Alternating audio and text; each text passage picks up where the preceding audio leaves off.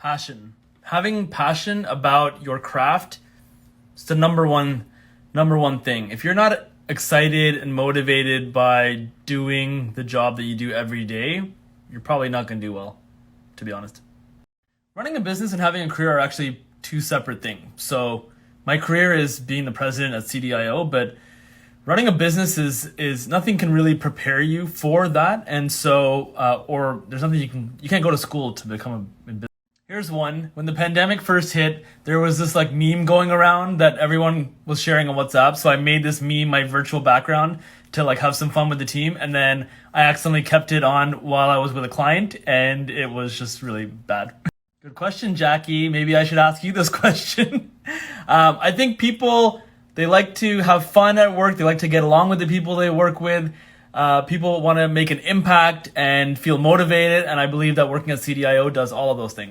Don't be afraid and just do it, because it's actually, they talk about how hard it is to run a business, and I do too, but it's actually easy a lot of the times because you're not weighed down by someone else's micromanagement of you. This can certainly be frustrating and difficult at times, but I think it's important to take a step back, look at the bigger picture, really reevaluate your why, like why you're doing what you do, and make sure to have integrity, empathy, professionalism, not to lower your standards. There needs to be a value exchange that disproportionately is favored towards the client. So you need to be over delivering on value versus the revenue that you're getting. And in that formula will always lead to success because you're giving more than you're receiving. This question is really around working in the business versus working on the business. When you start out, you're working 95% in the business on client work. At this stage, it's probably the opposite. I'm working 90% on the business and 10% with clients. Good question, Jackie. Maybe I should ask you this question. I think people, they like to have fun at work. They like to get along with the people they work with. People want to make an impact and feel motivated. And I believe that working at CDIO does all of those things. Big question to tackle in 15 seconds, but I'll try. Key performance indicators. How do we measure success effectively? I think it's all about what the goals are that you want to achieve, what the desired outcomes are, the behaviors you want to drive. These are the three things that...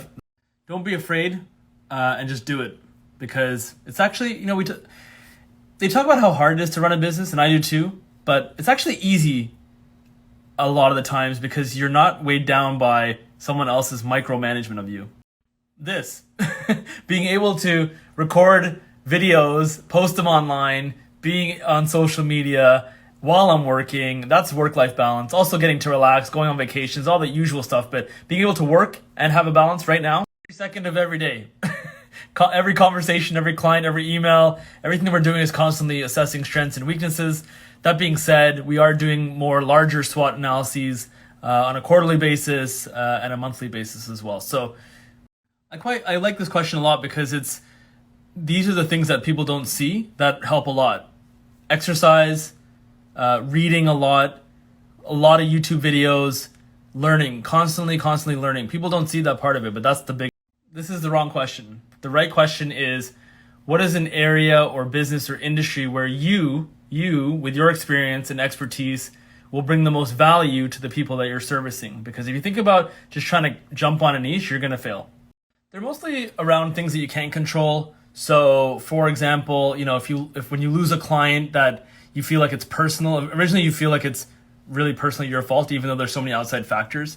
That's one example. Another is just making the wrong decision and having... Right now, I'm really excited for the team to get together at SAS North. It's going to be the first time that many on the team are meeting each other. So I'm super excited for that. And we're going to have a lot of fun. So that's really what I'm most excited about right now. The road ahead is keep providing value to our clients, keep the team happy, energized, motivated, appreciated, and keep delivering results. That's really what when you're small, you have a lot more control.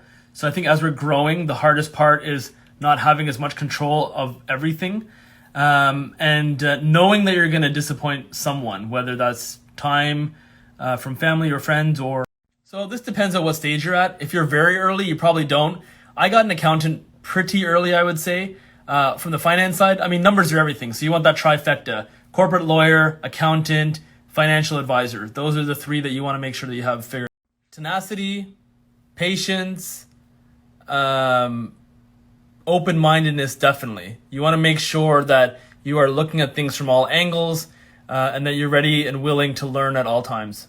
I actually sleep pretty well. I think what has kept me up at night in the past is a big client canceling, a key employee leaving, and figuring out how you're going to replace them. I didn't choose digital marketing. Digital marketing chose me.